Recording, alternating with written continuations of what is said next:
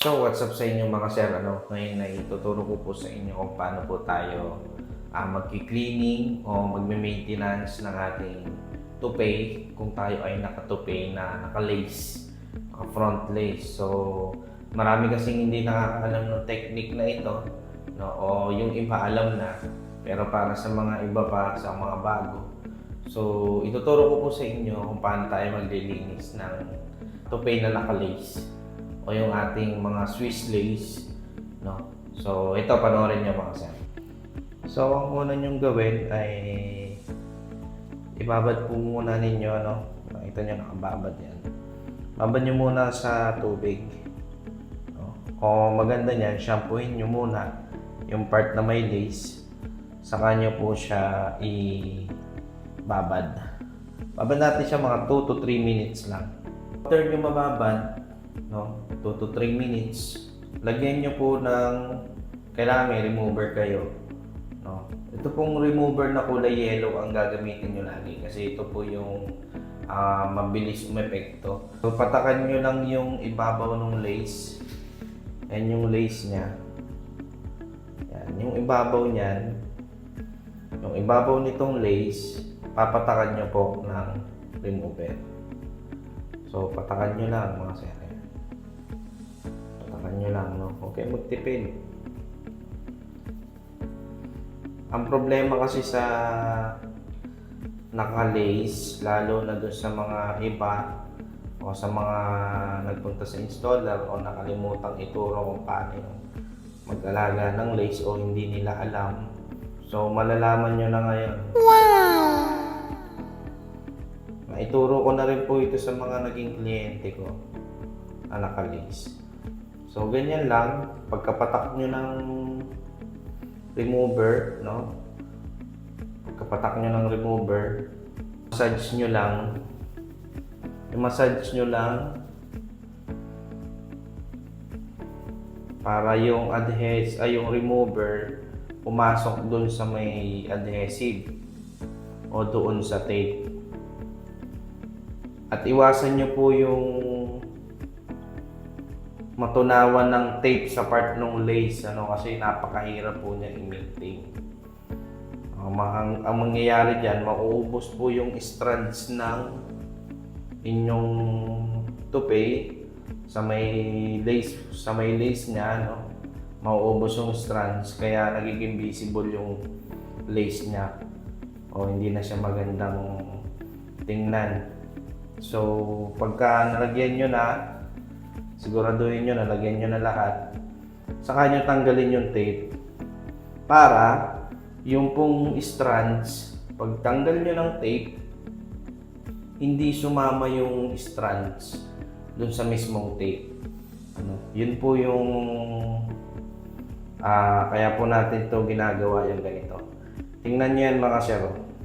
Nagkukusa na din siyang matanggal dun sa pinakang lace. Yung tape, nagkusa na siya matanggal. Ganyan lang po ang technique. Kung ganyan na, tingnan nyo siya, wala masyadong manong buhok.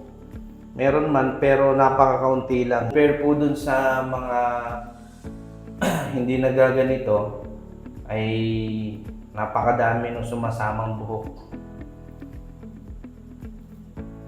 Kaya nasisira agad yung front nila. Napakadali na niyang tanggalin mga sir. Kung kayo magpapamelt, lalo na kung naka-lace kayo, kasi napakahirap po niyan i-maintain yung front lace.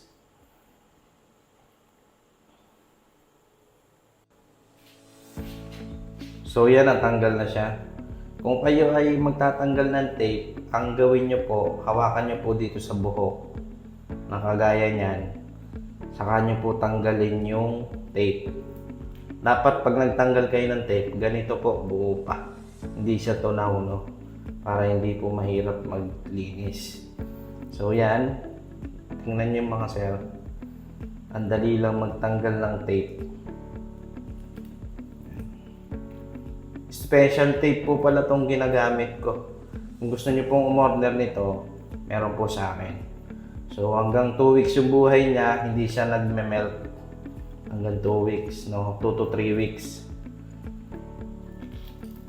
Yun lang mga sir, hawakan nyo lang yung buhok para hindi masama sa pagtanggal. Wala akong ginamit na bulak or remover pagtatanggal, binasa ko lang. Ganyan lang. Makakatipid kayo sa remover at saka sa bulak.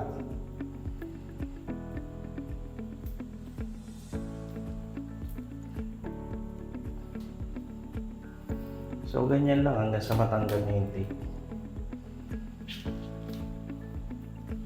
So yan, natanggal na po natin mga sir yung tape, ano.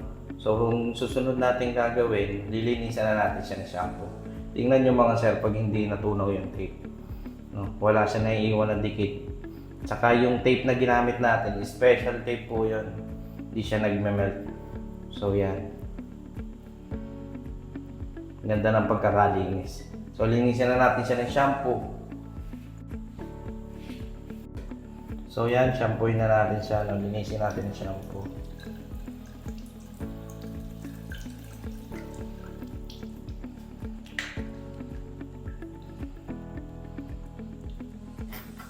Ano yata naman? Dito, linisan lang natin siya ng shampoo para matanggal yung mga lumikit na pawis para malinis. Para malinis na rin yung strands. Tapos pagkatapos yung shampooin, banlawan nyo na.